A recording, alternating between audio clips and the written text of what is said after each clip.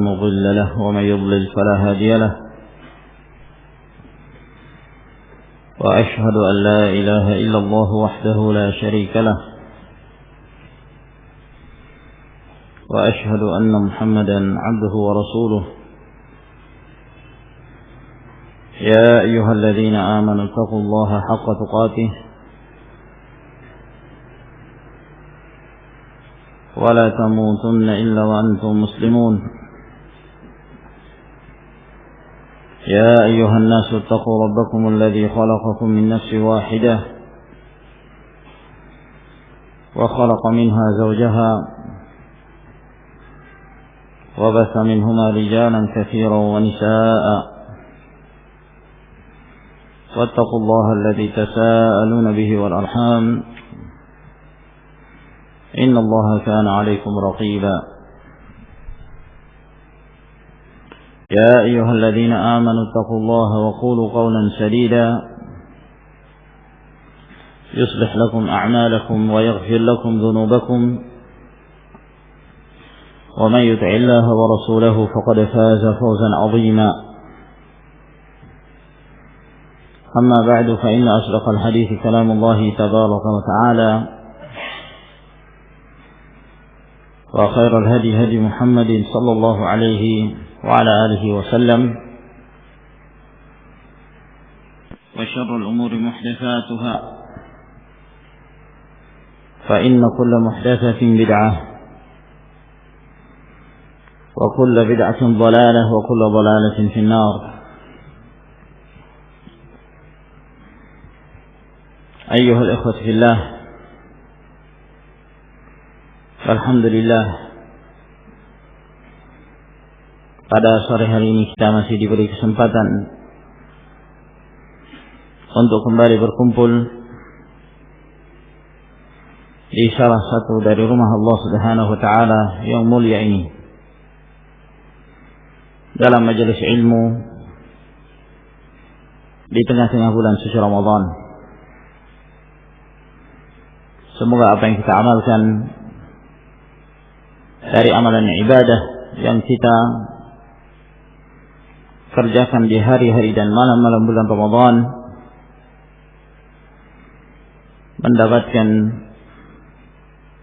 balasan yang terbaik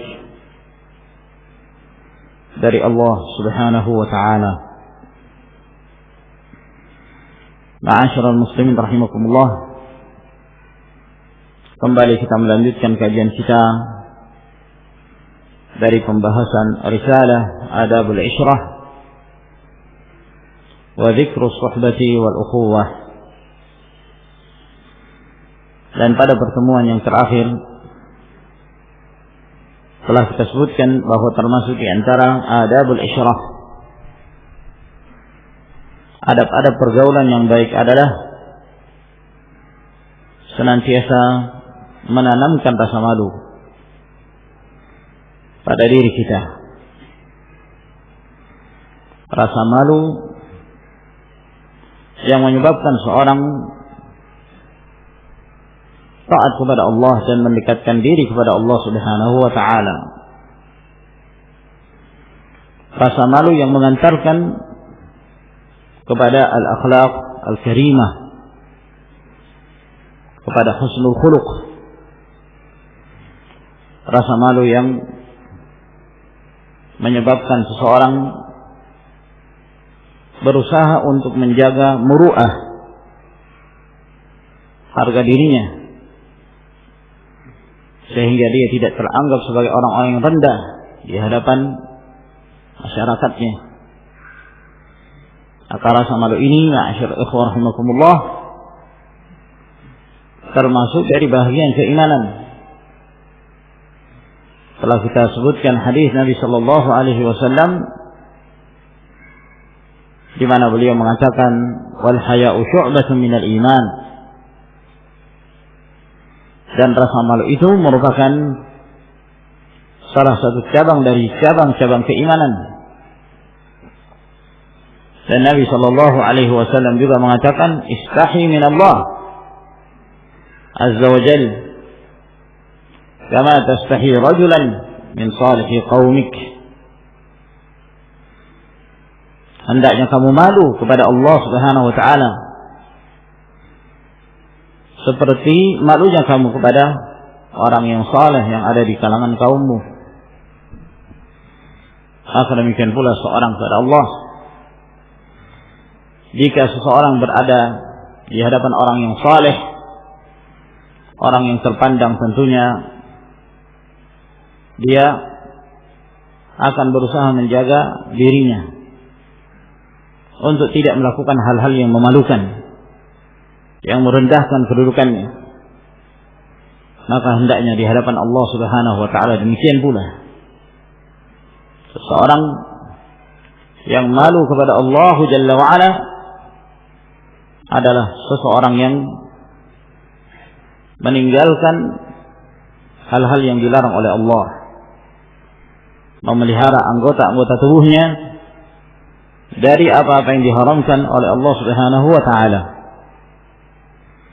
Hal ini dijelaskan pula dalam riwayat yang lainnya yang diriwayatkan oleh At-Tirmidzi, bahwa Nabi sallallahu alaihi wasallam bersabda, "Istahyu min Allahi haqqal haya. Faman istahya min Allahi haqqal haya falyahfadhir ra'sa wa ma wa'ah. Walyahfadhil batna wa ma hawa. Walyadhkuril mauta wal bilah. Faman arada al-akhirata taraka zinatal hayatid dunya. Wa man fa'ala dhalik faqad istahya min Allahi haqqal haya." Kata Nabi sallallahu alaihi wasallam, malulah kalian kepada Allah dengan sebenar-benarnya malu. Barang siapa yang malu kepada Allah dengan sebenar-benarnya malu, maka dia akan berusaha menjaga dan memelihara kepalanya dan apa yang ada di sekitarnya, menjaga dan memelihara pandangannya, lisannya, pendengarannya. Demikian pula dia menjaga perutnya dan apa yang ada di sekitarnya. Dia tidak masukkan ke dalam perutnya kecuali sesuatu yang dia yakini bahwa hal yang demikian dihalalkan oleh Allah Subhanahu wa taala. Demikian pula dia menjaga kemaluannya. Dia tidak mengarahkan kecuali kepada yang diridhai Allah Subhanahu wa taala. Dan merupakan bentuk rasa malu seseorang kepada Allah Subhanahu wa taala, wal yadhkuril mauta wal bila. Hendaknya dia mengingat kematian dan hal-hal yang buruk, fitnah kubur yang akan dirasakan oleh seseorang. Dan barang siapa yang mengharapkan kehidupan akhirat, dia akan meninggalkan perhiasan dunia. Barang siapa yang melakukan itu, maka sungguh dia telah malu kepada Allah Subhanahu wa taala dengan sebenar-benarnya rasa malu. Di sini ma'asyiral ikhwah rahimakumullah menjelaskan kepada kita bahwa malu yang dikehendaki di sini adalah malu yang semakin mendekatkan diri seseorang kepada Allah, yang mengantarkan dia kepada al-khuluq al-hasan, akhlaqul karimah. Dan itulah yang dimaksud oleh Nabi sallallahu alaihi wasallam ketika beliau menyebutkan dalam riwayat Bukhari dan Muslim, al-haya'u la ya'ti illa bi khair. Rasa malu itu tidaklah mendatangkan kecuali kebaikan. Tidaklah mendatangkan kecuali kebaikan. Rasa malu inilah yang disyariatkan, yang dianjurkan oleh Nabi sallallahu alaihi wasallam. Dan bukanlah yang dimaksud dengan rasa malu al-haya'u dalam pandangan syariat apabila seseorang dengan alasan malu meninggalkan sebuah keutamaan atau meninggalkan satu kewajiban. Ini bukan rasa malu secara syar'i. namun ini merupakan bagian dari kelemahan, dha'af wal ajaz, bukan bagian dari malu yang dipuji oleh Nabi sallallahu alaihi wasallam. Misalnya seorang beralasan malu datang ke masjid. Kenapa? Nanti dibilangin orang alim. Oh, Masya Allah si fulan ini rajin ibadah. Oh, malu saya datang ke masjid. Ya, khawatir nanti dipuji-puji oleh yang lain yang melihatnya. Tidak diperbolehkan yang demikian. Ini kelemahan, bukan rasa malu yang syar'i. Atau misalnya dia mengatakan, wah saya malu untuk datang ke majelis ilmu untuk menuntut ilmu, untuk belajar. Ini bukan haya yang dikehendaki di dalam syariat. Kata Mujahid bin Jabr rahimahullah ta'ala, la yanalul ilma mustahin wala mustakbir. Tidak akan mendapatkan ilmu dua golongan dari manusia. Yang pertama orang yang pemalu, alasan malu akhirnya enggan menuntut ilmu. Sebab kalau dia datang ke majelis ilmu maka dia duduk dengan orang-orang yang baginya itu adalah kerendahan. Sementara dia punya jabatan misalnya. Maka ini rasa malu yang tidak syar'i dan tidak disebut sebagai haya yang syar'i, dan tidak pula mendapatkan ilmu mustakbir, orang yang sombong. Dengan sifat sombongnya menghalangi dia untuk mendatangi majelis ilmu dan mengambil faedah dari para ulama atau para masyayikh. Sebab dia merasa bahwa dia telah cukup. Dia merasa bahwa dia memiliki ilmu, padahal tidak demikian. Jadi ma'asyiral muslimin rahimakumullah, rasa malu yang menyebabkan seorang terhalangi dari berbuat kebaikan, ini bukan haya, rasa malu yang syar'i yang disebutkan oleh Nabi sallallahu alaihi wasallam. Wa qala sallallahu alaihi wasallam, dan bersabda pula Rasulullah alaihi salatu wassalam, al-haya'u minal iman wal iman fil jannah. Rasa malu itu bagian dari keimanan, dan iman tempatnya di dalam surga. Wal bada'u minal jafa' wal jafa'u fin nar. Dan al-bada', yang dimaksud al-bada' yakni ucapan yang kotor, perkataan yang jorok, perkataan yang tidak senonoh. Al-bada' itu bagian dari al-jafa'. Yang dimaksud al-jafa' yaitu orang yang memiliki tabiat yang keras dan kasar. Ya. Sehingga dia tidak mengenal dalam hal pergaulan yang baik. Tidak mengenal silaturahim atau yang semisalnya. Tidak mengenal bermuamalah dengan cara yang baik di antara sama manusia. Ini jafa'. Orang yang terbiasa mengucapkan kalimat-kalimat yang kotor, kalimat-kalimat yang jorok, maka dia termasuk dari kalangan orang yang seperti ini, jafa. Jika bergaul dengan orang kasar, kaku, keras, dan yang demikian kata Nabi sallallahu alaihi wasallam, wal jafa'u fin nar, dan kerasnya tabiat yang menyebabkan dia enggan untuk berbuat kebaikan, tempatnya di dalam neraka. Hadis ini diriwayatkan oleh Imam Ahmad, At-Tirmidzi, Abu Bakar bin Abi Syaibah, bin Hibban, dari Abu Hurairah. Dan hadis ini disahihkan oleh Syekh Al-Albani rahimahullahu taala.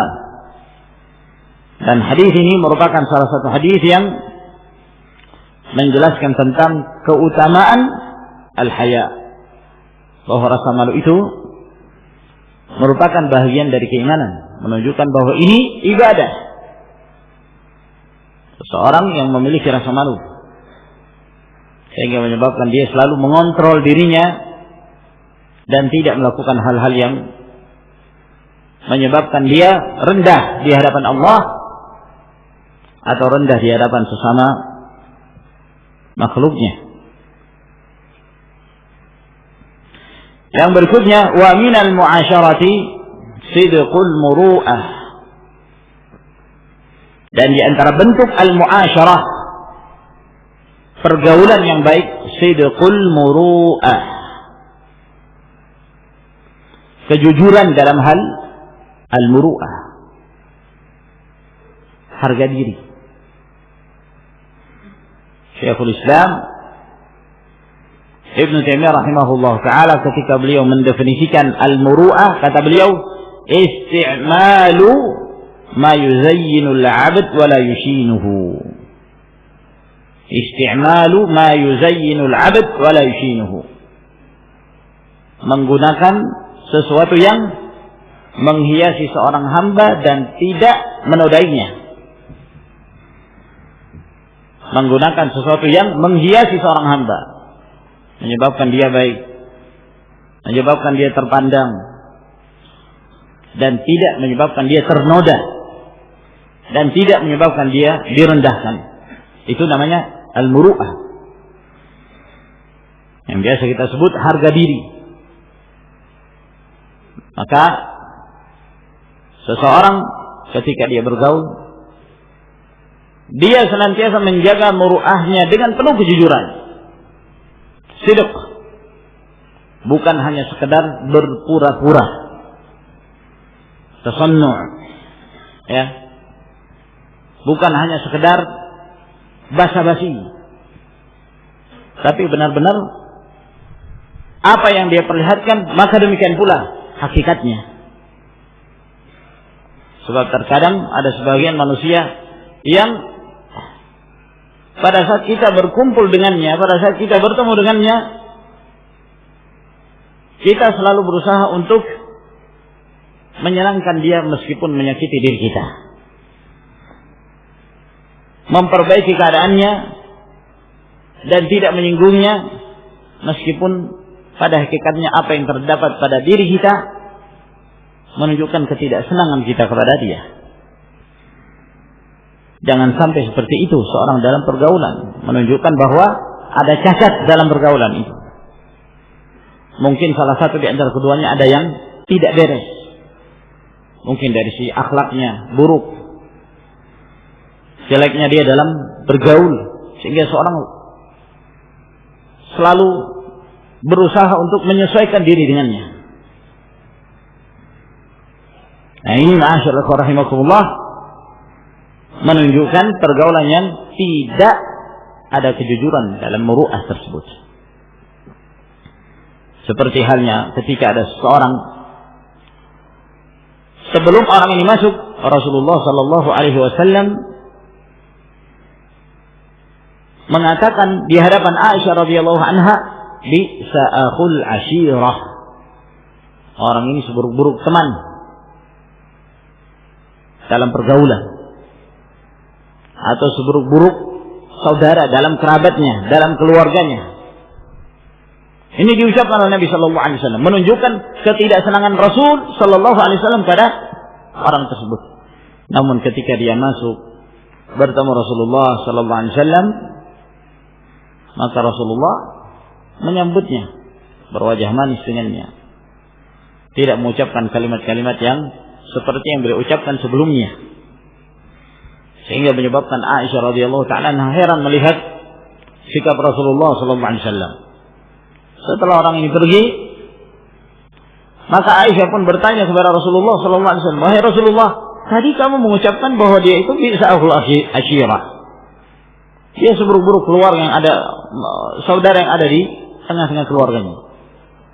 Namun ketika dia pergi, ketika engkau bertemu dengannya, engkau mengucapkan apa yang engkau ucapkan tadi? Engkau berlemah lembut kepadanya." Maka Rasulullah sallallahu alaihi wasallam mengatakan, Inna syarran nas man tarakahun nasu tiqa'a fuhsyih.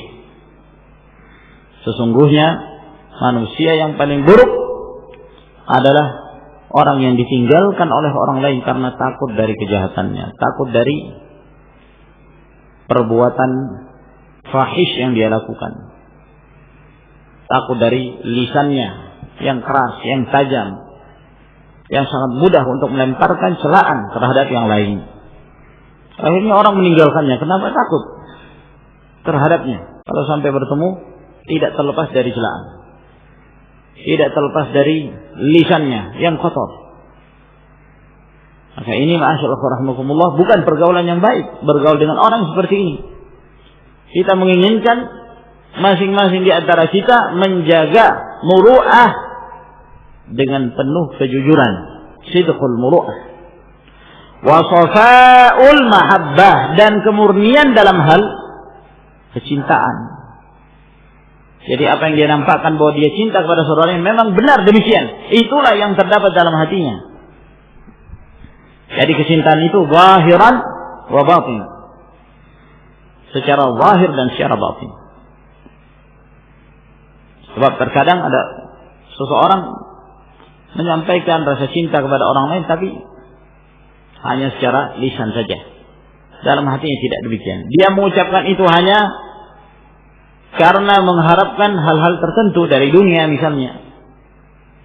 Ya. Dia mengatakan innaha la tatimmu illa bihima, karena sesungguhnya pergaulan yang baik itu tidak akan terpenuhi, tidak akan sempurna, tidak akan tercapai kecuali dengan dua perkara ini, sidqul muru'ah wa shafa'ul mahabbah. Sidqul muru'ah, kejujuran dalam muru'ah, dan kemurnian dalam hal kecintaannya kepada saudaranya. Kemudian beliau berkata rahimahullah ta'ala, wa minha, dan di antara ada pergaulan yang baik, basyasyatul wajhi, wajah yang berseri-seri, senantiasa menampakkan wajah yang baik, tidak cemberut, tidak abus,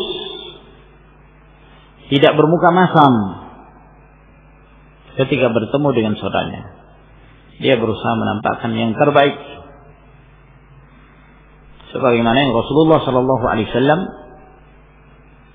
perintahkan dan yang beliau anjurkan kepada umatnya. Dalam riwayat Imam Muslim kata Nabi sallallahu alaihi wasallam, la tahqiranna minal ma'rufi syai'a falau an talqa akhaka biwajhin taliq. Jangan engkau menganggap rendah satu pun dari kebaikan, meskipun bahagian dari kebaikan itu adalah ketika kamu bertemu dengan saudaramu dengan wajah yang berseri-seri, ya, wajah yang ceria, menunjukkan bahwa tidak ada beban ketika bertemu dengannya. Berbeda misalnya jika seorang bertemu dengan saudaranya dalam keadaan cemberut, ini pasti punya masalah. Apakah bermasalahnya dengan orang yang bertemu dengannya, atau mungkin ada faktor yang lain? Ya, maka selama memungkinkan dan selama diperbolehkan secara syar'i bertemu dengan saudaranya dengan wajah yang berseri-seri, maka itulah yang dianjurkan. Ya, selama orang yang diajak bergaul dengannya termasuk di kalangan ahlul khair, ahlus salah, orang-orang yang baik. Berbeda halnya jika ada hukum tersendiri dalam hal menyikapi orang-orang yang menyimpang misalnya. Nah, ini lain babnya, lain pembahasannya. Bertemu dengan ahlul bid'ah misalnya tanpa senyum, kadang-kadang itu adalah merupakan bagian dari ibadah. Kenapa? Khawatir jangan sampai seorang melemparkan senyuman, akhirnya terjadi keakraban, akhirnya yang timbul adalah fitnah. Yang terjadi adalah fitnah. Makanya para ulama dalam hal menyikapi ahlul hawa, ahlul bid'ah, tokoh-tokoh bid'ah yang mengajak kepada bid'ah, mereka keras dalam hal ini. Di antara para ulama salaf ada yang mengatakan, itu diriwayatkan dari Yahya bin Abi Katsir rahimahullah taala, beliau mengatakan, "Idza ra'aita mubtadi'an fi tariq faqud tariqan akhar."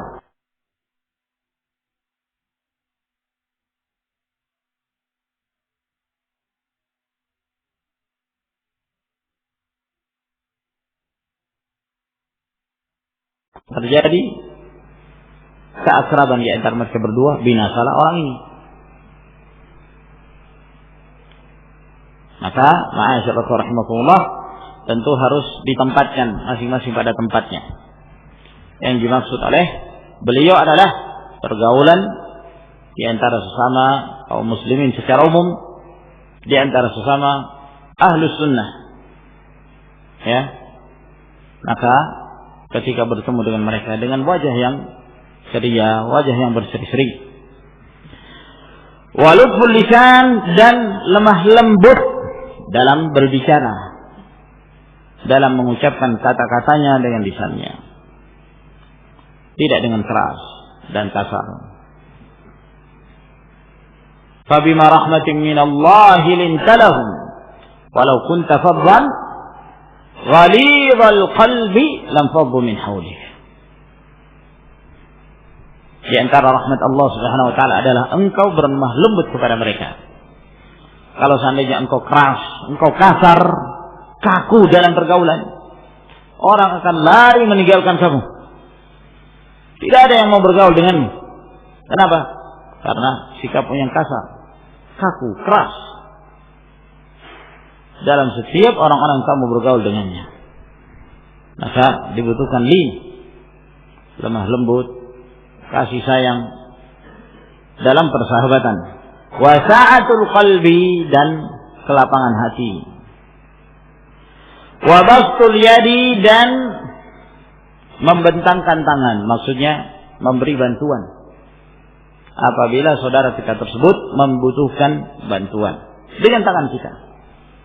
Menjadi orang ringan tangan dalam memberi bantuan kepada saudaranya.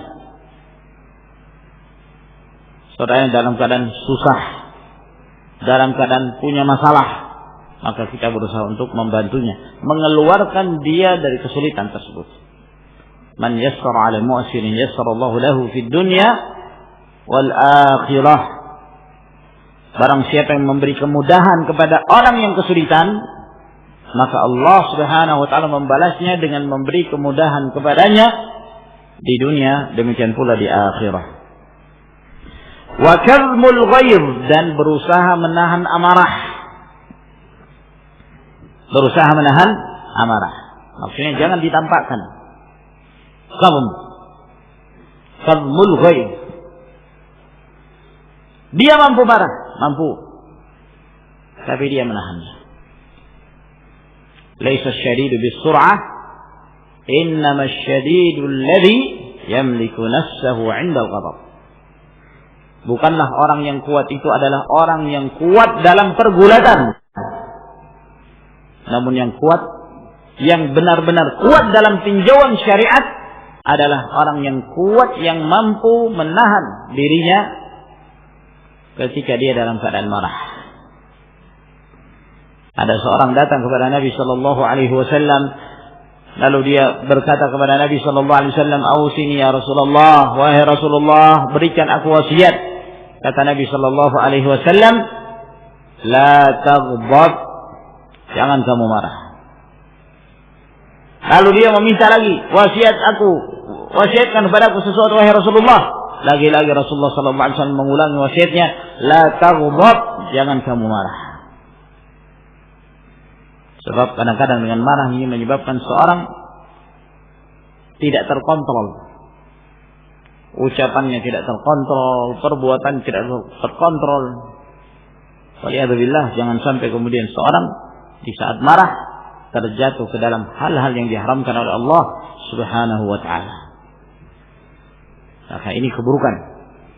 Menahan marah ini merupakan bagian dari al-khuluqul karim. Oleh karena itu Nabi SAW, sebagaimana yang pernah kita jelaskan, beliau kalau marah, yang nampak itu hanya di wajahnya saja, menunjukkan bahwa beliau menahan marahnya. hanya nampak di wajah. Beliau tidak membalas kesalahan orang dengan keburukan, dengan celaan, dengan cemoohan. Beliau tahan. Sallallahu alaihi wasallam. Wa tarkul kibri, dan meninggalkan kesombongan. Apabila ada sifat sombong pada diri seorang, dia tidak akan bisa bergaul dengan orang lain. Kecuali apabila orang tersebut selalu akan tunduk kepadanya. Kapan dia merasa dia punya teman-teman ini lebih di atas darinya, maka dia tidak ingin bergaul dengannya, atau akan menimbulkan hasad. Demikian pula halnya ma'asyiral rahimakumullah, meninggalkan kesombongan dalam artian siap untuk saling memberi nasihat. Ada yang salah, ada yang keliru, maka dinasihati. Seorang yang tidak memiliki sifat sombong adalah seorang yang siap menerima kebenaran ketika diluruskan, ketika dia bersalah. Sebab Nabi Shallallahu Alaihi Wasallam ketika beliau menjelaskan makna kesombongan, al-kibr, kata beliau, batarul haqqi wa ghamtun nas. Sombong itu adalah menolak kebenaran dan merendahkan manusia. Siapa saja yang menolak kebenaran, itu namanya sombong, meskipun dia menolaknya dengan cara yang lembut, dengan cara yang halus, dengan wajah yang berseri-seri, tapi dia menolak kebenaran. Itu namanya kibr, sombong. Nah, dinasihati tentang suatu amalan, ya akhi ini bid'ah. Oh bid'ah, Masya Allah. Tapi sambil senyum. Tapi bid'ahnya tetap saja diamalkan. Masya Allah, jazakallah khair. Dengan senyuman. Tapi tetap saja dia tidak menerima nasihat. Masih saja dengan bid'ahnya. Dalam keadaan dia tidak punya hujjah. Ini namanya kibr. Sombong. Meskipun terlihat sebagai orang yang paling rajin ibadahnya, meskipun jidatnya yang paling hitam dibandingkan yang lain, meskipun sorbannya lebih besar daripada yang lain, kalau dia menolak kebenaran, siapa pun dia, itu namanya kibr, kesombongan.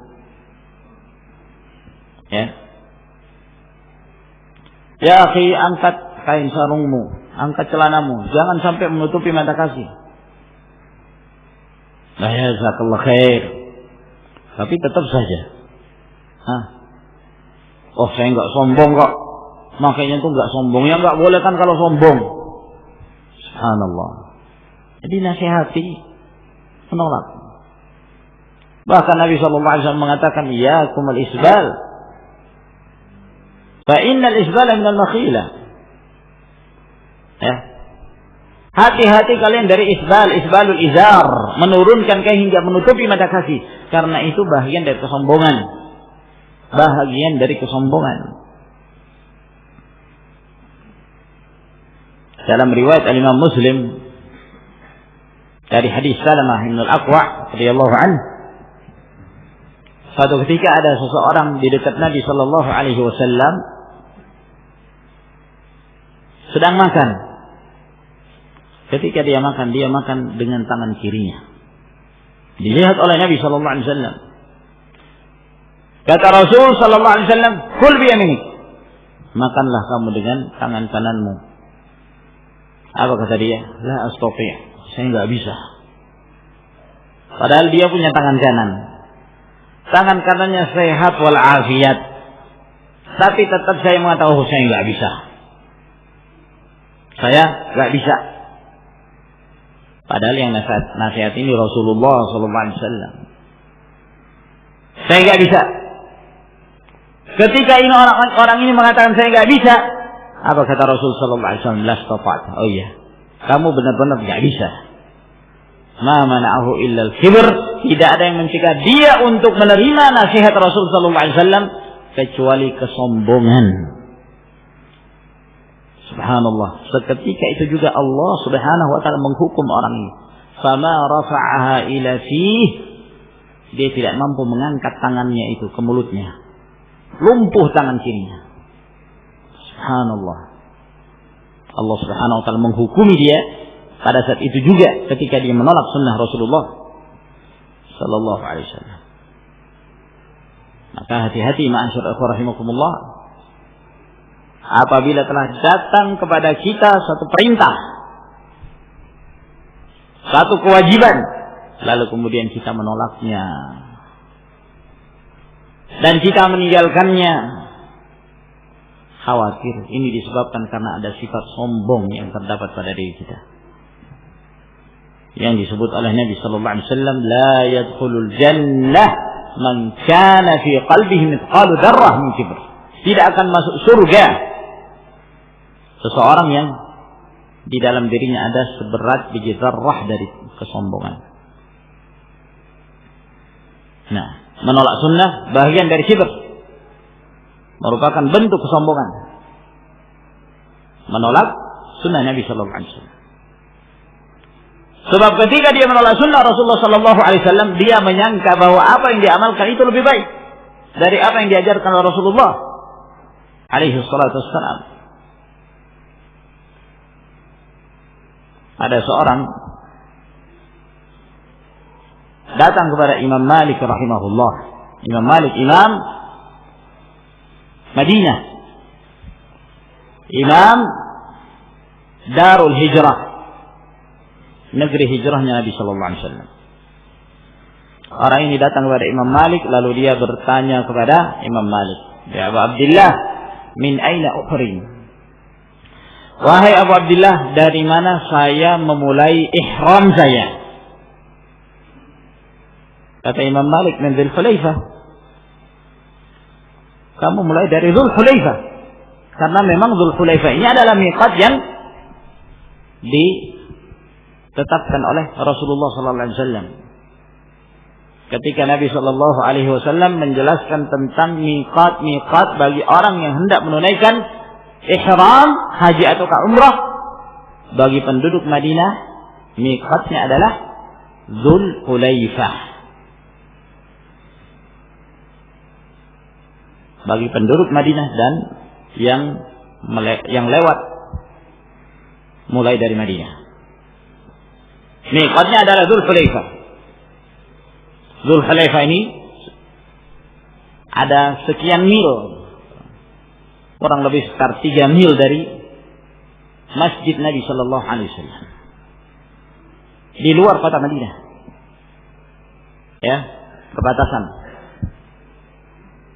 Nah, ma'asyiral rahimakumullah, Dzul Hulaifah ini yang biasa orang-orang sekarang menyebut Abyar Ali atau Bir Ali. Bir Ali itu artinya sumurnya Ali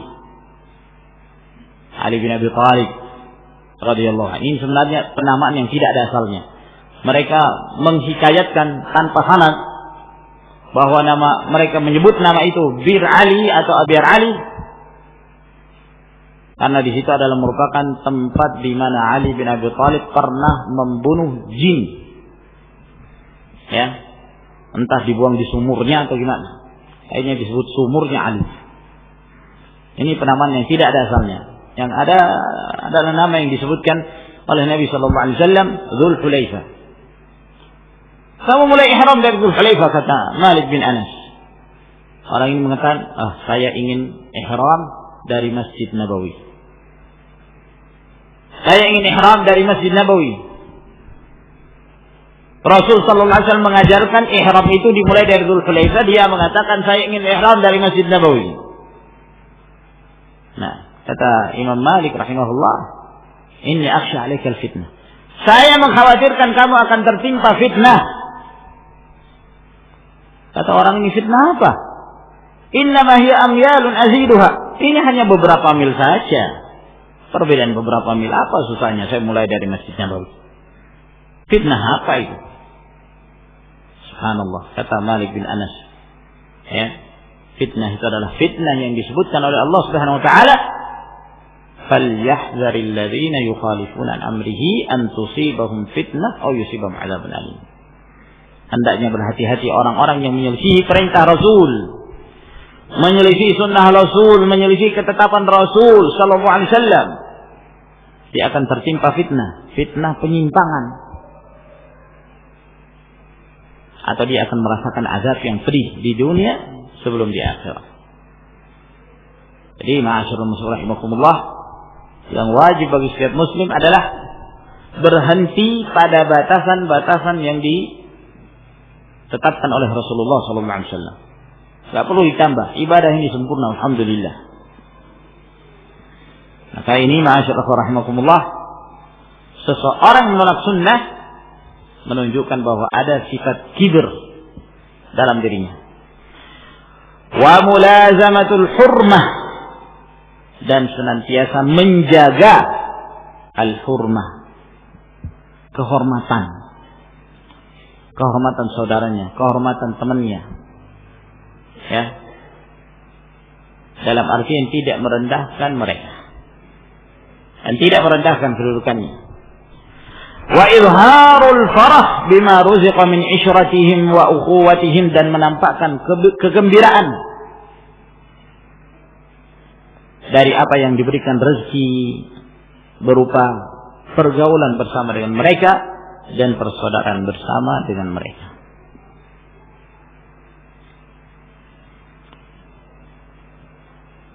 Kemudian yang berikutnya beliau berkata rahimahullah ta'ala, wa minha alla yashhaba illa aliman, dan di antara ada pergaulan, jangan dia bergaul kecuali bersama dengan alim, orang yang berilmu. Ini menunjukkan pentingnya ilmu, ma'asyiral muslimin rahimakumullah. Orang yang berilmu kita akan terjaga. Namun yang dimaksud orang yang berilmu di sini adalah orang yang berilmu yang mengamalkan ilmunya. Yang dengan ilmunya tersebut maka dia menjaga adabnya. Bukan seorang berilmu lalu dia tidak mengamalkan ilmunya. Ya, ilmunya ada di otaknya, tapi amalannya sama sekali jauh dari ilmunya. Bukan ini yang dimaksud. Tapi yang dimaksud di sini adalah seorang yang alim, yang ketika dia bertemu dengannya, dia tidak diajak kecuali dalam hal-hal yang baik. Alla yashhaba illa aliman, jangan dia berteman kecuali dengan seorang yang berilmu. Aw aqilan faqihan haliman, atau dia seorang yang berakal, faqih, yang paham tentang agamanya, yang halim, yang bijak, orang yang bijaksana dalam perbuatannya, dalam tindakannya, dalam kebijakannya. Ada seorang penyair namanya Al-Humaidi, dia menyebutkan dalam syairnya, liqa'un nasi laysa yufidu syai'an siwa al-hadayani min qilin wa qali, فأقلل من لقاء الناس إلا لأخذ العلم أو إصلاح حالي. Bertemu manusia itu tidak memberi faedah sama sekali. Bertemu manusia tidak memberi faedah sama sekali. Nah, kecuali apa? Al-hadayan, omongan-omongan kosong. Kaif halak bi khair, kam auladak, ya. Omongan-omongan kosong, qil wa qal. Tambahlah qil wa qal, Masya Allah si fulan begini, si fulan begitu. Apa faedahnya? Ini menukil berita dari si fulan dan seterusnya. Qil wa qal. Bertemu manusia tidak memberikan faedah sama sekali kecuali hadayah, omongan-omongan kosong. Nah, fa'aqlil min liqa'in nasi illa, maka minimalkanlah dalam bertemu dengan manusia. Jangan terlalu sering ketemu orang, terus ketemu orang. Senangnya kalau kumpul.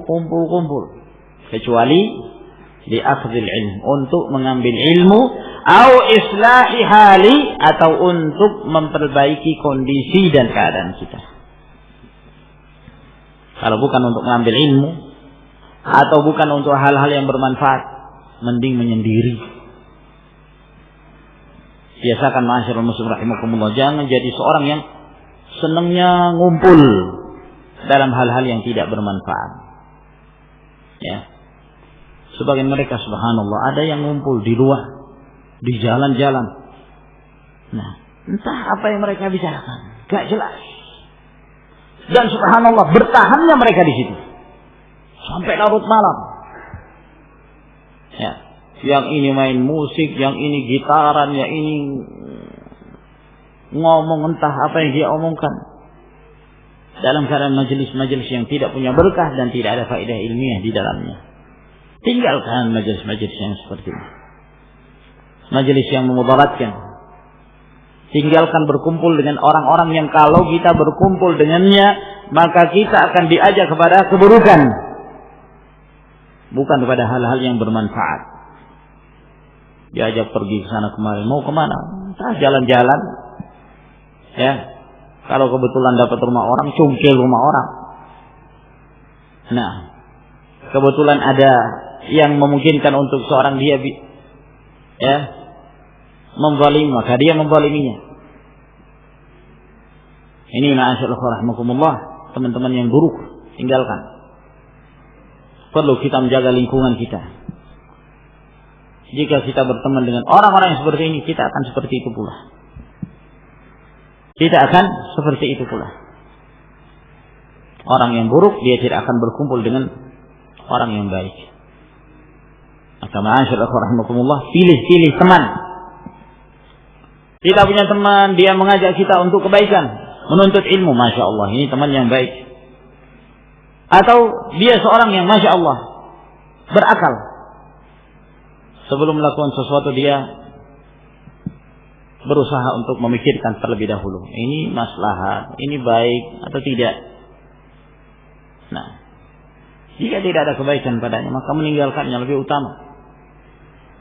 Ini orang yang halim, orang yang bijak.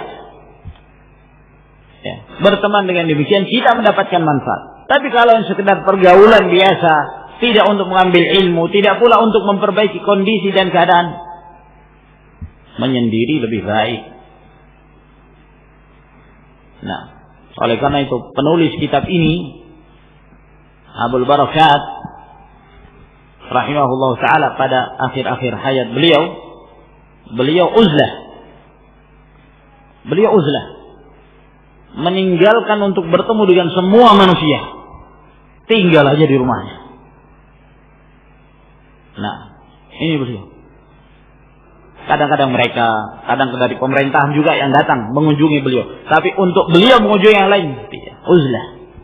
Khawatir jangan sampai pergaulan dan banyak bergaul justru akan merusak keadaan. Subhanallah. Dalam riwayat Imam Bukhari kata Nabi sallallahu alaihi wasallam, "Yushiku an yakuna khairu malil muslim ghanamun yatba'u biha sya'af al-jibal wa mawaqi' al-qatar yafirru bi dinihi min al-fitan." Ya.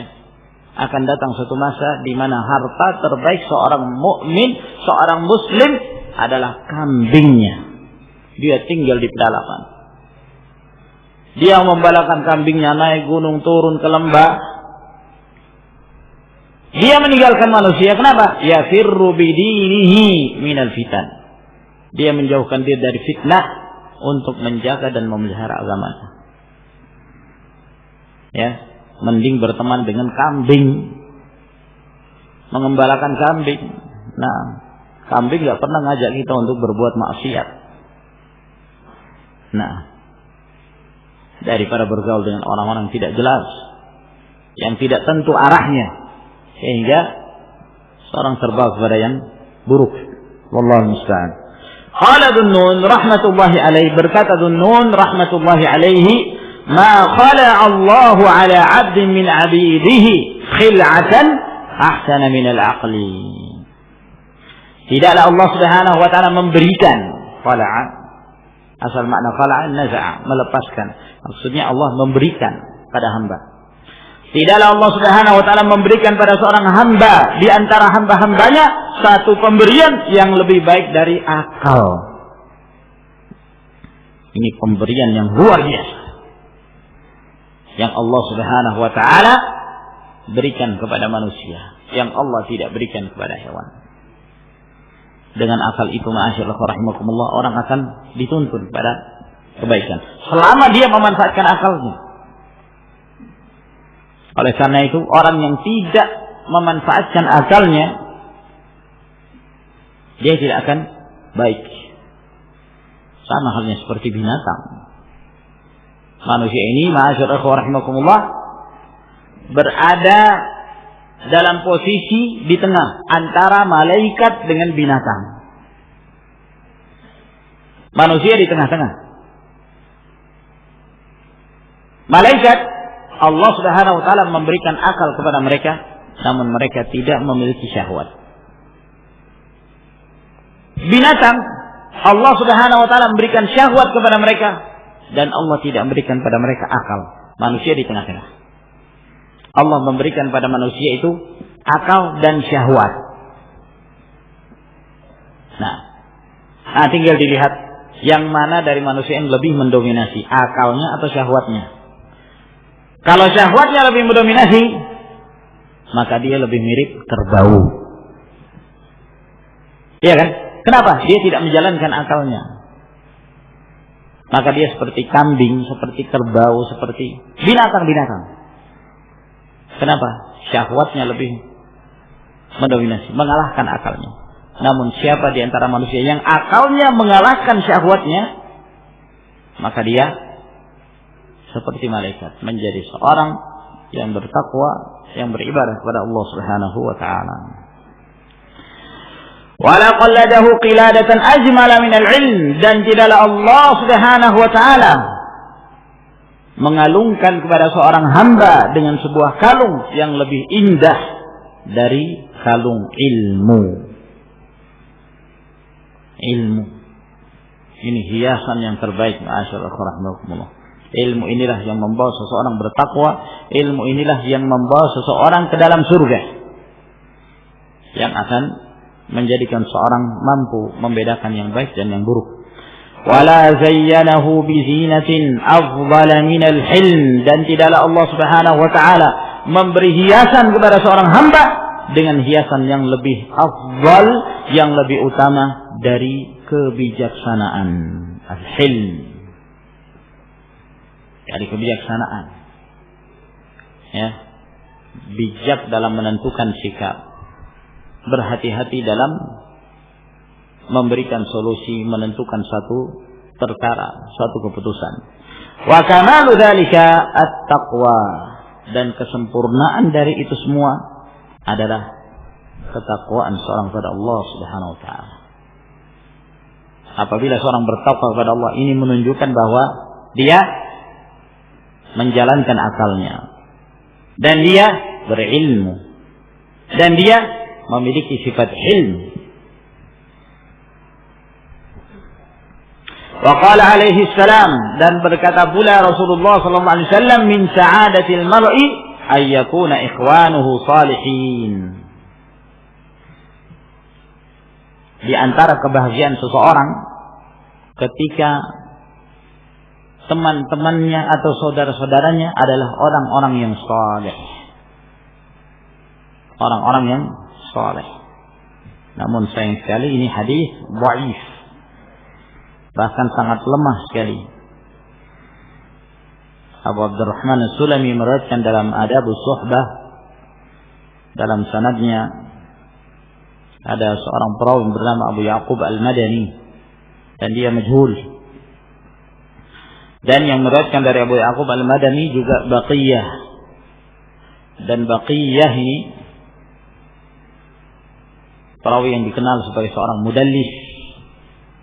Ya, oleh karena itu ketika dia meriwayatkan hadis tanpa menjelaskan bahwa dia mendengarkan dari gurunya, maka riwayatnya tertolak. Hadis ini lemah sekali. Min sa'adatil mar'i ay yakuna ikhwanuhu shalihin, di antara kebahagiaan seorang, saudara-saudaranya itu orang-orang yang saleh. Namun maknanya ini bagus sekali. Ya, ketika Allah Subhanahu wa taala memberi taufik pada seorang hamba, dia tidak berteman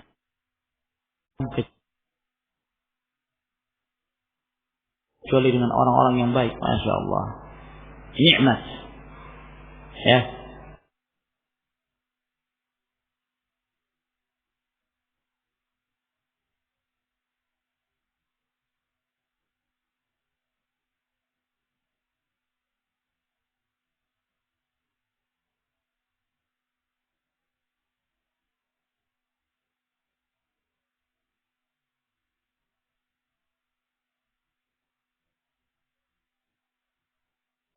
Ada orang-orang ketika kita bertemu dengan mereka, ya sekedar, ya, Assalamualaikum, kaifa haluk, min aina anta, kam auladuk, kam zaujatuk.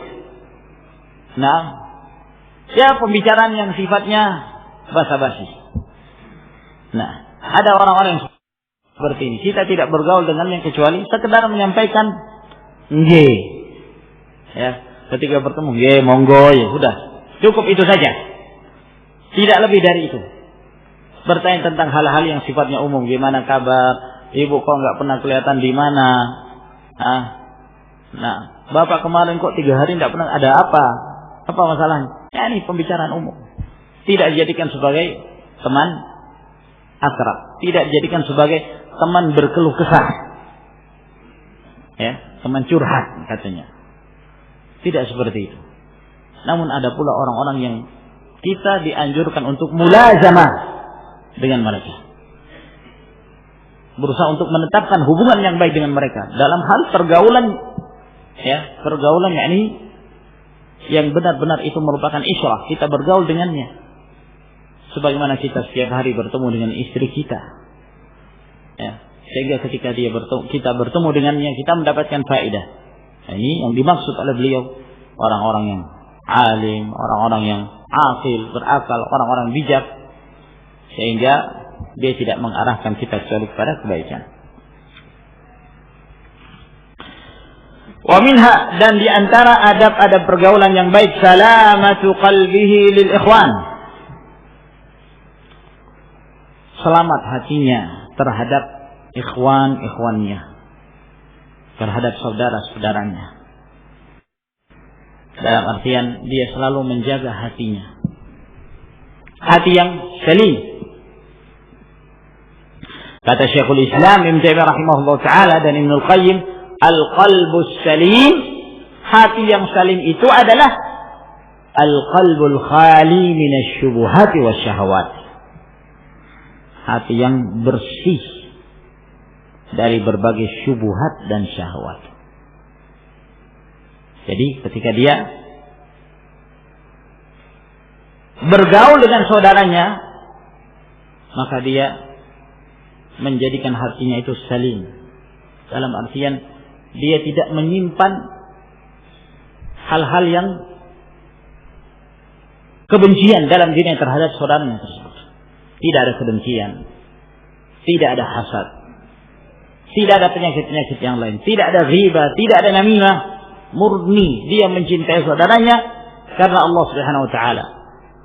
Dia bergaul dengan saudaranya benar-benar merupakan pergaulan yang murni, dibangun di atas kecintaan. Wan nasihatu lahum, dan menasihati mereka, saling adanya nasihat, menasihati. Wa qabuluha minhum, dan juga bersiap untuk menerima nasihat dari mereka. Jangan hanya satu arah saja, ingin terus memberi nasihat, tidak siap untuk dinasihati. Ya. Selalu ingin memberi masukan kepada yang lain, tidak siap untuk diberi masukan. Maka yang demikian ini kurang baik. Namun yang diinginkan adalah tanasuh. Ketika kita melihat ada kekurangan dari saudara kita, nasihati dengan cara yang baik. Begitu pula sebaliknya. Jangan kita menyangka ketika kita selalu menjadi orang yang menyampaikan nasihat berarti kita yang sempurna. Oh sudah, setiap hari ini orang kerjanya memberi nasihat, sudah nggak perlu dinasihati lagi, sempurna dia. Nggak ada yang seperti itu. Sebagaimana kita memberi nasihat pada yang lain, kita juga butuh untuk diberi nasihat. Ya, kadang-kadang ada sebagian orang salah persepsi, salah paham, menyangka kalau seorang itu sudah sampai pada tingkatan alim, ulama sudah nggak pernah salah sudah. Nah ini keliru. Siapapun siap untuk menerima nasihat dan siap membuka hatinya untuk menerima nasihat dari saudara-saudaranya. Nah, siapapun dia. Liqaulihi ta'ala, berdasarkan firman Allah Subhanahu wa taala, illa man atallaha biqalbin salim. Pada hari kiamat nanti, hari yang tidak bermanfaat harta yang kita miliki dan anak-anak yang kita miliki, kecuali yang menghadap kepada Allah dengan qalbun salim, hati yang salim, yang tulus, yang murni, yang bersih dari berbagai macam syubhat dan syahwat. Wa qala as-Saqafi rahimahullah, berkata as-Saqafi rahimahullah, min ajalli akhlaqil abdal, bukan al-abrar, yang benar al-abdal. Al-abdal. Min ajalli akhlaqil abdal salamatus sadri lil ikhwan wan nasihatu lahum. Salamatus sadri lil ikhwan wan nasihatu lahum. Di antara akhlak yang paling mulia, akhlak yang paling agung yang dimiliki oleh al-abdal. Al-abdal ini merupakan istilah yang masyhur di kalangan para ulama dan diriwayatkan dalam beberapa riwayat dari Nabi sallallahu alaihi wasallam. Yang dimaksud al-abdal yaitu al-ubbad, az-zuhad, orang-orang yang dikenal sebagai ahli ibadah. Al-abdal. Mereka disebut al-abdal dari kata ibdal, mengganti. Ya. Hal ini disebabkan karena mereka mengganti keadaan-keadaan buruk mereka menggantinya dengan al-ahwal al-hamidah, keadaan-keadaan yang baik, dari kemaksiatan menuju kepada ketaatan, dari penyimpangan menuju kepada pendekatan dirinya kepada Allah Subhanahu wa taala, dari bid'ah kepada sunnah. Ini disebut al-abdal. Min ajalli akhlaqil abdal, di antara akhlak al-abdal yang paling agung, yang paling mulia, salamatus sadri lil ikhwan wan nasihatu lahum. Ya. Dadanya, hatinya selamat. Tidak ada kebencian terhadap saudara-saudaranya. Tidak ada kebencian terhadap saudara-saudaranya dan menasihati mereka. Menasihati mereka. Demikian pula disebutkan oleh Sa'id bin Abdul Aziz Al-Halabi, dia mengatakan, sami'tu Qasim al-Ju'i yaqul, aku mendengarkan Qasim al-Ju'i mengatakan, asluddin al-wara', inti agama itu adalah bersikap wara'. Wa afdalul ibadah mukabadatul lail, dan seutama-utama ibadah adalah berjuang di malam hari dengan qiyamul lail. Wa afdalu turuqil jannah salamatus sadr, dan sebaik-baik jalan menuju surga adalah salamatus sadr, berusaha untuk memiliki hati yang ikhlas, hati yang selamat, selamat dari syubhat, selamat dari syahwat. Nah, kadang-kadang kita berselisih dengan saudara kita, kadang-kadang kita berselisih dengan sahabat kita, namun perselisihan itu jangan sampai menyebabkan munculnya kebencian dan kedengkian kita kepadanya. Nah, kita berusaha mengoreksi diri kita masing-masing. Rahimakumullah. Selama perselisihan itu tidak menyebabkan seorang berselisih dalam hal bid'ah, sunnah, ketaatan, penyimpangan, ya, ahlus sunnah dan hizbiyah, selama tidak demikian. Terjadi perselisihan dalam hal, ya, perbedaan pendapat, terjadi silang pendapat, baik dalam masalah fikih atau masalah-masalah sikap-sikap tertentu misalnya. Yang namanya manusia hidup bermasyarakat kadang-kadang terjadi perselisihan. Namun jangan sampai perselisihan tersebut lalu kemudian menyebabkan timbulnya perasaan dengki kita kepada saudara kita itu atau kebencian. Ya. Ini ma'asyarakat rahimakumullah. Al-Imam Syafi'i rahimahullah ta'ala, beliau memberikan pelajaran yang baik dalam hal ini.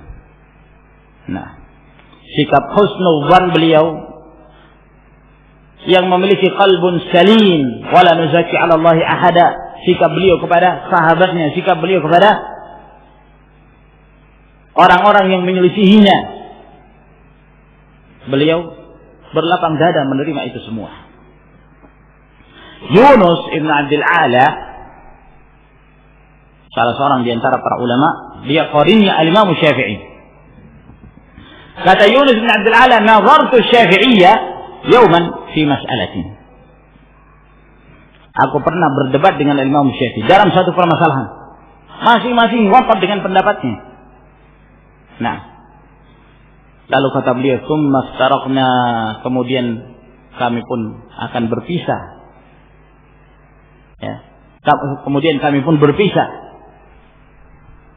Kemudian di waktu yang lain, walaqiyani, dan dia pun bertemu denganku, padahal sebelumnya ketika mereka bertemu debat, masing-masing adu hujjah, masing-masing menguatkan pendapatnya sampai mereka berpisah dalam keadaan demikian. Namun ketika bertemu, Al-Imam Syafi'i bertemu dengan Yunus bin Abdul Ala, kata Yunus, fa akhadha biyadi, maka dia pun mengambil tanganku, summa qala li, kemudian dia mengatakan kepadaku, nah, ya Abu Musa, wahai Abu Musa, maksudnya Yunus bin Abdul Ala, kunyahnya Abu Musa, ya Abu Musa, ala yastaqimu an nakuna ikhwanan wa illam nattafiq fi mas'alah. Wahai Abu Musa, tidakkah sepantasnya kita menjadi orang-orang yang bersaudara meskipun kita kadang-kadang tidak sepakat dalam satu permasalahan? Tidak sepakat dalam satu masalah, namun ukhuwah tetap dijaga. Ini yang dimaksud dengan salamatus sadr, lapang dada, ya, benar-benar hatinya itu murni karena persahabatan, karena ukhuwah. Jauhkan segala hal yang sifatnya penyakit-penyakit hati yang dapat mengotori persahabatan tersebut. Ini contoh yang pertama dari Al-Imam Syafi'i rahimahullah. Contoh yang kedua dari Imam Syafi'i, salah seorang murid Al-Imam Syafi'i yang bernama Rabi' bin Sulaiman Al-Muradi. Rabi' bin Sulaiman Al-Muradi ini beliau yang meriwayatkan kitab Ar-Risalah. Beliau yang meriwayatkan kitab Ar-Risalah karya Al-Imam Syafi'i rahimahullah. Suatu ketika Imam Syafi'i dalam keadaan sakit. Maka dia pun dijenguk oleh para sahabatnya, murid-muridnya. Termasuk yang menjenguknya adalah Ar-Rabi' bin Sulaiman. Ketika dia bertemu dengan Imam Syafi'i di hadapan Imam Syafi'i, maka dia mengatakan, "Ya Aba Abdillah," kata Rabi'i, "Ya Aba Abdillah, qawwallahu dha'fak." Wahai Abu Abdillah, maksudnya Imam Syafi'i, semoga Allah menguatkan kelemahanmu. Semoga Allah menguatkan kelemahanmu. Apa kata Imam Syafi'i, ya Abu Muhammad, "Lau qawwallahu dha'fi la halak." Wahai Abu Muhammad, kalau Allah menguatkan kelemahanku, binasa aku ini. Doanya kok kelihatan negatif ya. Semoga Allah menguatkan kelemahanmu. Lemahmu semakin kuat, kan gitu. Ya. Kata Imam Syafi'i, kalau kelemahanku semakin kuat, berarti matilah aku ini. Ya. Kelemahan semakin kuat, lemahnya semakin bertambah lemah. Kalau seperti itu, matilah aku ini. Halas. Nah, qawwallahu dha'fak, semoga Allah menguatkan kelemahanmu. Ini kalimat subhanallah, lalu global. Ya. Sehingga Imam Syafi'i rahimahullah taala hendak menyampaikan kepada Ar-Rabi' bahwa kalau difahami ucapan ini dengan pemahaman demikian, binasa aku ini. Allah menguatkan kelemahanku, lemahku semakin bertambah kuat, ya masih aku. Paham ya? Nah, kata Ar-Rabi', lan aqsid illa khairan. Saya tidak maksudkan dari doa saya ini kecuali kebaikan. Ya, apa maksudnya? Maksudnya semoga Allah memberikan kekuatan kepadamu dan menghilangkan kelemahanmu. Itu sebenarnya maksud dari Rabi', tapi dia mengatakan dengan ungkapan yang seolah-olah justru negatif doanya itu. Fawwallahu da'fak. Semoga Allah menguatkan kelemahanmu. Oh, lemah semakin kuat ya mati. Nah, kata Rabi', saya tidak maksudkan kalimat ini kecuali kebaikan. Apa kata Imam Syafi'i rahimahullah? Lau syatantani sarihan la alimtu annaka lam taqsid illa al-khair. Kalaulah seandainya engkau dengan jelas mengucapkan kalimat-kalimat celaan kepadaku dengan jelas, tidak ada kemungkinan yang lain.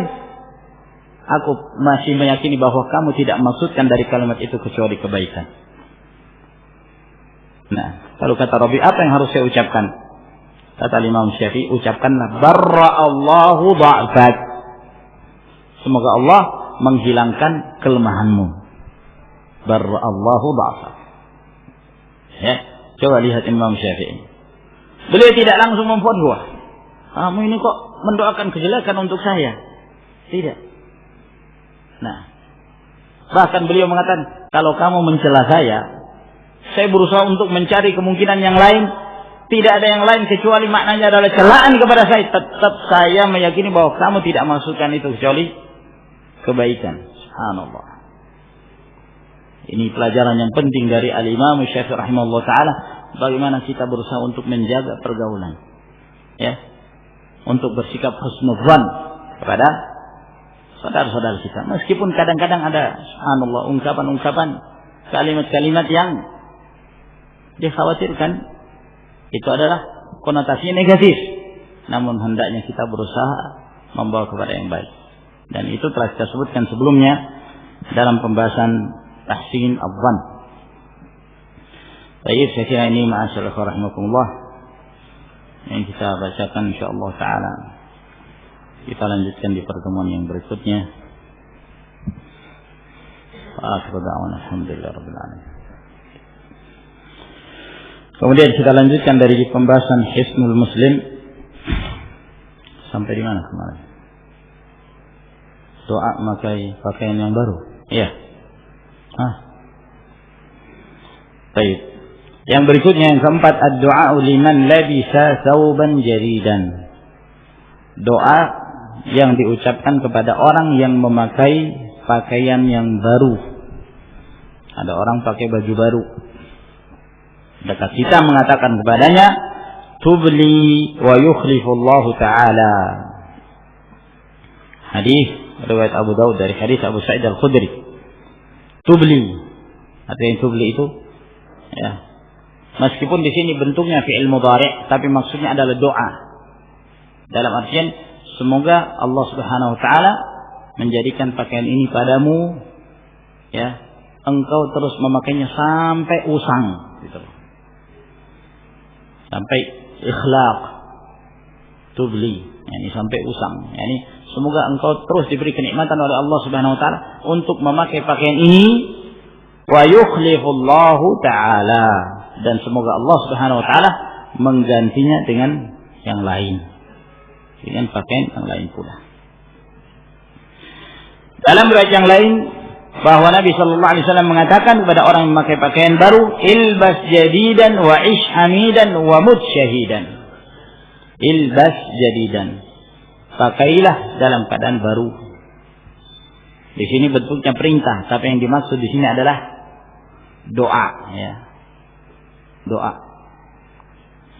Nah, maksudnya semoga Allah Subhanahu wa taala memberikan rezeki kepadamu pakaian yang baru. Itu maknanya. Ilbas jadidan. Wa ish hamidan, dan hiduplah dalam keadaan terpuji. Ini juga doa. Maknanya adalah semoga Allah Subhanahu wa taala memberikan padamu kehidupan yang terpuji, yang diridhai Allah Tabaraka wa taala. Wa mut syahidan, dan matilah sebagai seorang yang syahid, juga doa. Semoga Allah Subhanahu wa taala menjadikan engkau termasuk di antara orang-orang yang meninggal dalam keadaan mati syahid.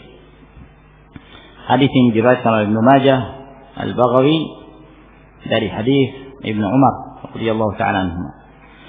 Ma yaqulu idza wada'a thawbahu, apa yang dia katakan ketika dia meletakkan pakaiannya, melepaskan pakaiannya. Maka dia mengucapkan bismillah. Ketika kita melepaskan pakaian kemudian kita menaruhnya, maka kita hendaknya mengucapkan bismillah. Hadis ini diriwayatkan oleh Tirmidzi dan yang lainnya dari hadis Ali bin Abi Thalib dan Anas bin Malik. Kata Nabi sallallahu alaihi wasallam, "Satru ma baina a'yunil jin wa aurati bani Adam idza wada'a ahadun thawbahu ay yaqula bismillah." Penutup hijab antara mata-matanya jin dan auratnya manusia ketika dia meletakkan pakaiannya, maka dia mengucapkan bismillah, sehingga jin tidak bisa melihat aurat-aurat kita. Doa dukhulil khala, doa masuk al-khala, masuk WC, masuk kamar mandi. Bismillah, Allahumma inni a'udzu bika minal khubuthi wal khaba'ith. Hadis ini diriwayatkan oleh Bukhari dan Muslim dari hadis Anas. Ada tambahan bismillah di depannya, ini dari jalur yang lain yang diriwayatkan oleh Sa'id bin Mansur. Bismillah dengan nama Allah, Allahumma inni a'udzu bika, ya Allah, aku berlindung diri kepadamu minal khubuthi wal khaba'ith. Di antara makna al-khubuth wal khaba'ith yaitu jin laki-laki atau syaitan laki-laki dan syaitan perempuan. Karena syaitan pun dari kalangan jin yang berjenis kelamin sama seperti manusia. Jin pun punya jin laki-laki, ada jin perempuan, sebagaimana halnya manusia. Doaul khuruji minal khala, doa keluar dari kamar mandi atau WC. Ghufranaka, Ghufranaka, makna ghufranaka Allahumma ighfirli, ya Allah ampunilah aku. Hadis dikeluarkan oleh ashabus sunan kecuali Nasa'i. Beliau mengeluarkannya dalam Amal Yaumul Lailah dari hadis Aisyah radhiyallahu anha. Seseorang mohon ampun kepada Allah Subhanahu wa taala. Ada yang mengatakan bahwa dianjurkannya beristighfar setelah keluar dari WC, sebab selama di dalam WC seorang berhenti dari berzikir kepada Allah, sehingga ketika dia keluar maka dia mohon ampun kepada Allah Subhanahu wa taala dari perbuatan tersebut. Ghufranaka. Az-zikru qabla al-wudu, zikir sebelum berwudu. Bismillah. Nah, Masya Allah, syariat ini ringan ya. Gak ada bacaan macam-macam, harus angkat tangan, harus bawa ini, bawa itu, gak ada. Nah, sebagian mereka mempersulit agama ini. Nah, seakan-akan semua harus dilakukan dengan hal-hal yang subhanallah berat-berat. Akhirnya orang takut beramal. Nah, padahal agama ini mudah. Zikir-zikir yang diajarkan Nabi sallallahu alaihi wasallam, Masya Allah. Zikir-zikir yang ringan, yang mudah. Bismillah. Nah, tidak ada aturan-aturan tertentu yang rumit-rumit, yang ruwet. Nah, oleh karena itu, ma'asyiral rahimakumullah, tidak ada zikir yang diajarkan Nabi sallallahu alaihi wasallam pada saat berwudu kecuali di awal dan di akhir. Di sela-sela enggak ada.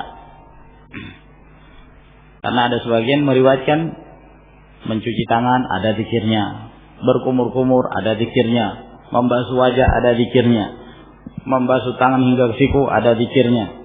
Iya kan? Nah, tidak percaya, baca Ihya Ulumuddin. Banyak itu disebutkan di situ. Karena memang banyak sekali hadis-hadis palsu tidak ada asalnya dalam buku ini. Ya. Ini masyaallah rahimakumullah. Jadi cukup baca bismillah. Ini diriwayatkan oleh Abu Dawud, Ibnu Majah dan Imam Ahmad. Meskipun hadis ini pun menjadi khilaf. Terjadi perselisihan di kalangan para ulama tentang keabsahan riwayat ini. La salata liman la wudu'a lahu wa la wudu'a liman lam yadhkur ismallahi alaihi. Tidak ada salat bagi orang yang tidak berwudu dan tidak ada wudu bagi orang yang tidak membaca bismillah. Az-zikru ba'da al-faragh min al-wudu, berzikir setelah selesai dari berwudu. Asyhadu an la ilaha illallah wahdahu la syarika lah wa asyhadu anna Muhammadan 'abduhu wa rasuluh. Ini zikir setelah berwudu, ucapkan ini. Jadi ringan, mengucapkan dua kalimat syahadat. Asyhadu an la ilaha illallah wahdahu la syarikalah wa asyhadu anna Muhammadan 'abduhu wa rasuluh. Ini hadis diriwayatkan oleh Imam Muslim dari hadis Uqbah bin Amir. Kata Nabi sallallahu alaihi wasallam, barang siapa yang mengucapkan ini setelah berwudu, futihat lahu abwabul jannati tsamaniyah yadkhuluha min ayyiha sya'. Dibukakan baginya 8 pintu surga yang dia boleh memasukinya dari pintu mana saja yang dia kehendaki. Subhanallah, padahal ringan. Tapi tidak sedikit dari kaum muslimin yang tidak mengetahuinya. Dan boleh menambah, Allahumma ja'alni minat tawabin wa ja'alni minal mutatahhirin. Ini disebutkan tambahan dalam riwayat Tirmidzi. Tanpa tambahan ini pun tidak mengapa ya. Seorang tidak menyebutkan tambahan ini, hanya menyebutkan dua kalimat syahadat, itu cukup. Tapi bagi siapa yang ingin menambah, hadis ini dikuatkan oleh sebagian para ulama dari hadis Umar bin Khattab, Allahumma ja'alni minat tawabin wa ja'alni minal mutatahhirin. Ya Allah, jadikanlah aku termasuk di antara orang-orang yang bertaubat dan jadikan aku termasuk di antara hamba-hamba yang senantiasa mensucikan dirinya. Ada tambahan yang lain yang masyhur, waj'alni min ibadika shalihin. Nah, ini tidak sahih tambahan ini. Ada doa yang lain yang diriwayatkan oleh An-Nasa'i dalam Amal Yaum wal Lailah setelah berwudu mengucapkan Subhanakallahumma wa bihamdika asyhadu an la ilaha illa anta astaghfiruka wa atubu ilaik. Seperti doa kafaratul majlis. Zikir kafaratul majlis. Maha suci Engkau ya Allah, segala puji Engkau. Asyhadu an la ilaha illa anta astaghfiruka, aku beristighfar kepadamu dan bertaubat kepadamu. Nah, ini diriwayatkan oleh An-Nasa'i dari hadis Abu Sa'id Al-Khudri. Az-zikru 'inda al-khuruj min al-manzil, berzikir ketika keluar dari rumah. Bismillah tawakkaltu 'ala Allah, la haula wa la quwwata illa billah.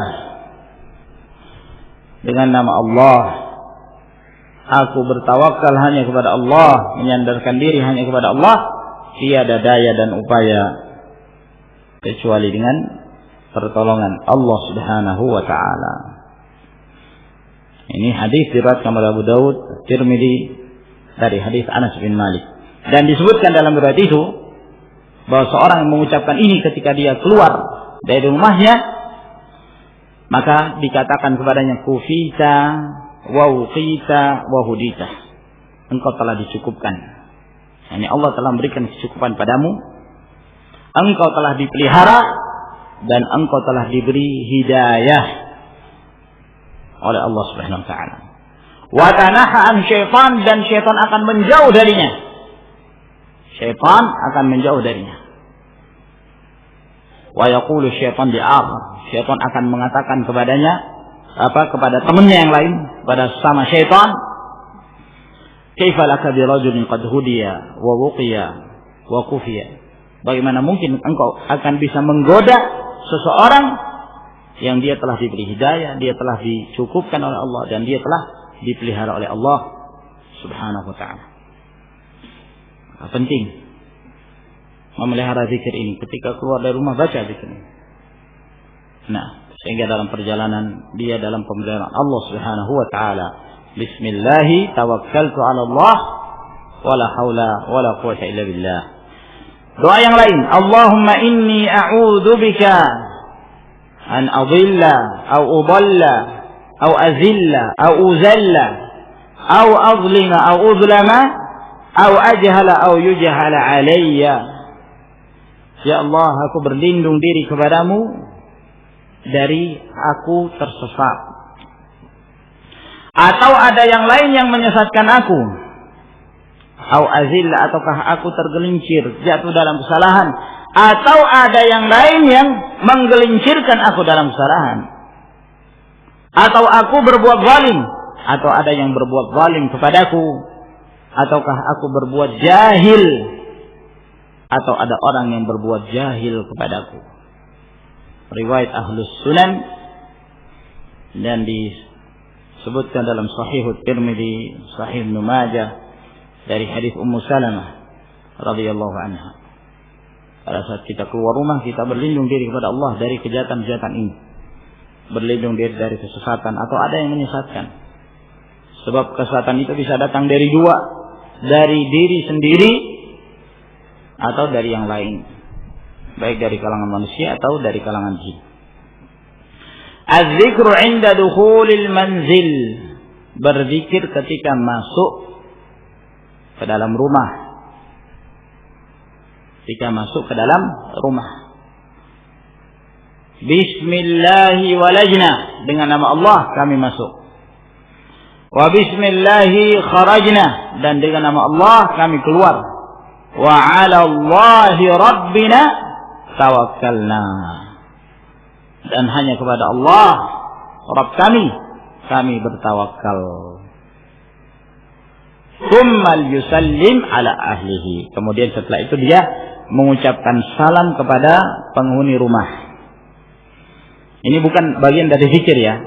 Tsummal yusallim ala ahlihi, jangan sampai ada yang membaca ini juga ya. Jadi cukup dia membaca bismillahi walajna wa bismillahi kharajna wa 'ala Allahi rabbina tawakkalna, assalamu alaikum warahmatullahi. Jangan baca tsummal yusallim ala ahlihi. Nah, ini tambahan, maksudnya setelah itu dia mengucapkan salam kepada penghuni rumah tersebut. Hadis ini diriwayatkan oleh Abu Dawud dan sanadnya dihasankan oleh Syekh bin Baz dalam Tuhfatul Akhyar. Dan di dalam hadis yang diriwayatkan oleh Imam Muslim, kata Nabi sallallahu alaihi wasallam, "Idza dakhala ar-rajulu baitahu, fadzakara Allah 'inda dukhulihi wa 'inda ta'amihi." Apabila seorang masuk ke dalam rumahnya lalu dia menyebut Allah, ya, mengucapkan bismillah ketika masuk rumah dan ketika dia makan, maka syaitan akan mengatakan la mabita lakum wala asya. Tidak ada kesempatan bagi kalian untuk nginap di rumah ini dan tidak ada makan malam untuk kalian. Kelaparan syaitan itu, ya. Nah, menghadapi orang-orang yang senantiasa berzikir kepada Allah Subhanahu wa taala. Tapi kalau rumah itu enggak ada zikir, ya. Nah, masuk ke dalam rumah enggak ada salam, tidak mengucapkan bismillah, tidak berzikir kepada Allah Subhanahu wa taala. Masuk ke dalam rumah, yang paling pertama yang dihadapi adalah televisi atau mutar musik non-stop full 24 jam. Wah, jingkrak syaitan itu. Nah, kalau mereka makan, bareng pesta dengan syaitan. Nah, memang demikian, masyaallah rahimakumullah. Ya, sehingga rumah itu dipenuhi oleh syaitan. Bergembira dia para syaitan. Kenapa? Kenyang mereka. Makan terus mereka mendapatkan bahagiannya. Nginap aja di situ. Nah, pada karena itu masyaallah rahimakumullah, kadang-kadang ya sampai di antara mereka ada yang diganggu, sampai diganggu fisiknya. Ya, sampai kerasukan,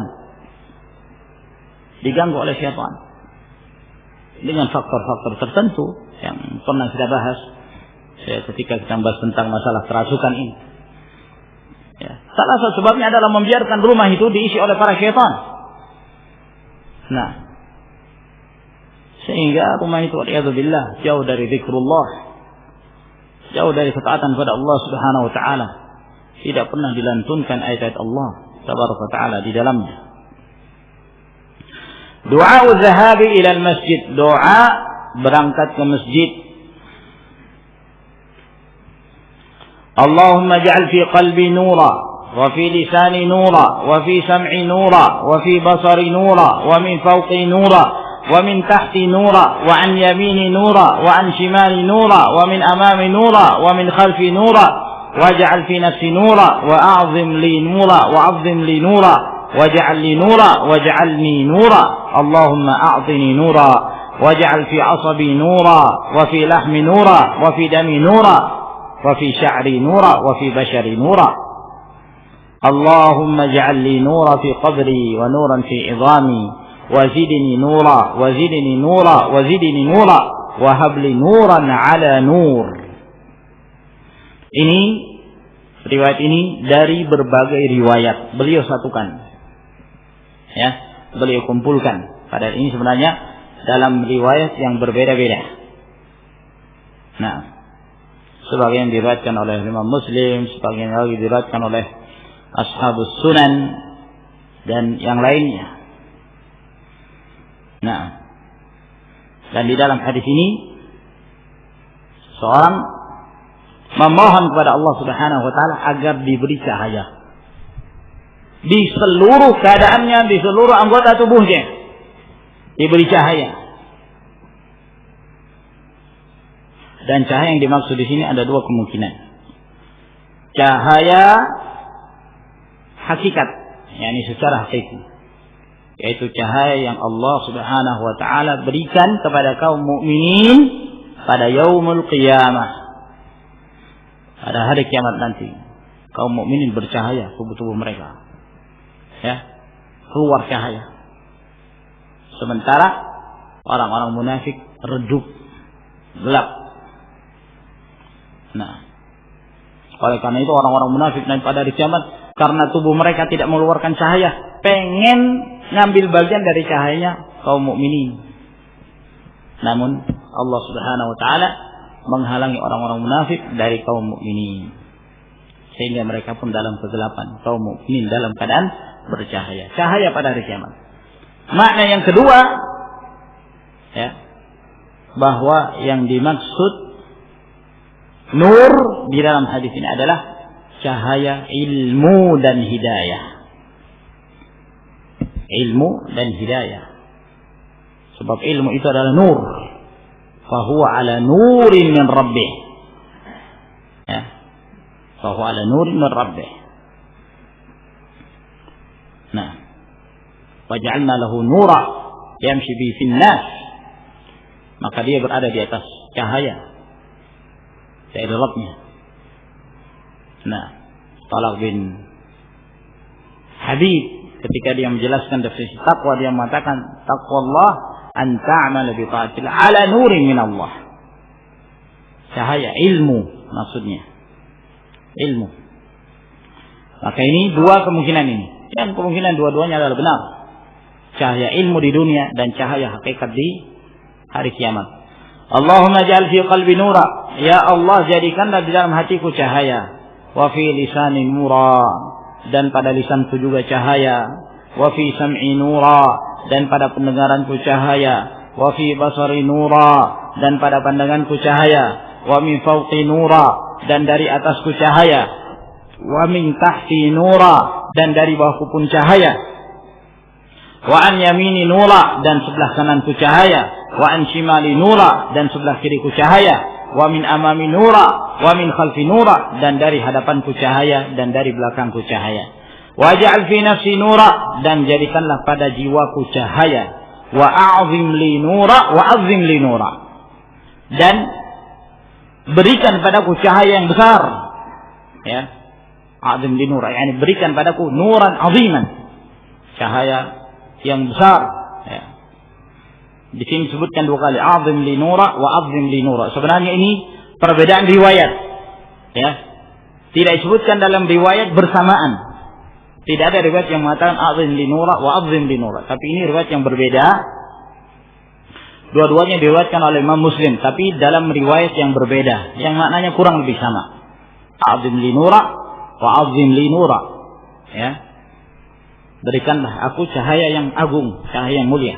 Waj'al li nura, jadikanlah diriku cahaya. Nah, jadikanlah untukku cahaya.